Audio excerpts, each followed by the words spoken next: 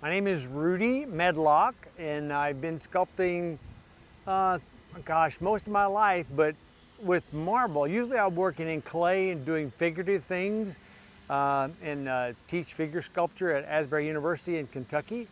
But marble came along about 25 years ago on a sabbatical that I took up in Indiana, where I grew up in Indiana, and as a younger person worked in the stone mills in the summertime in college. So I've always been around stone.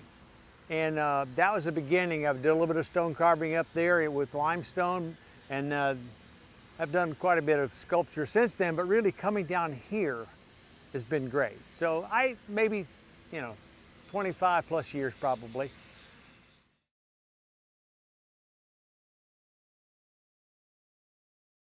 The inspiration for me is easy.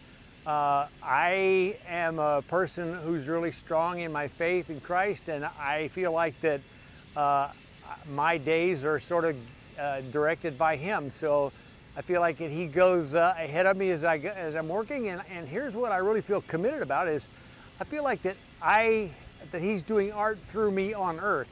So we're sort of co-creators, and it's kind of easy because if it's from Him, it should be fairly good if my skill is decent.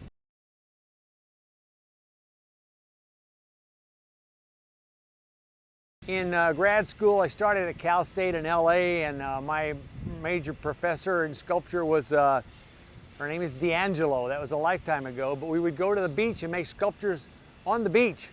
And she said, "Rudy, your work looks a lot like Henry Moore." And at the time, I should be embarrassed to admit, I didn't really know exactly what Henry Moore's things looked like.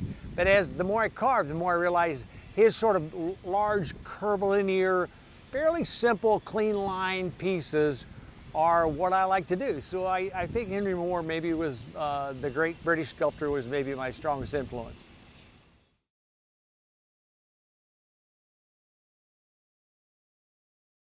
The quality of marble, as opposed to what I started with limestone up in Indiana, marble is harder, more dense.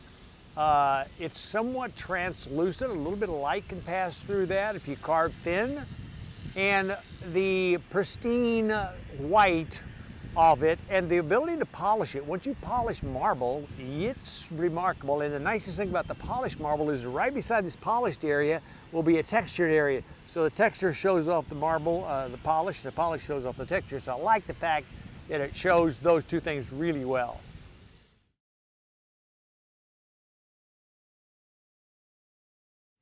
Yeah, Sylacauga, my daughter used to be in art here in Alabama, and she's now up in Middle Tennessee State teaching art ed.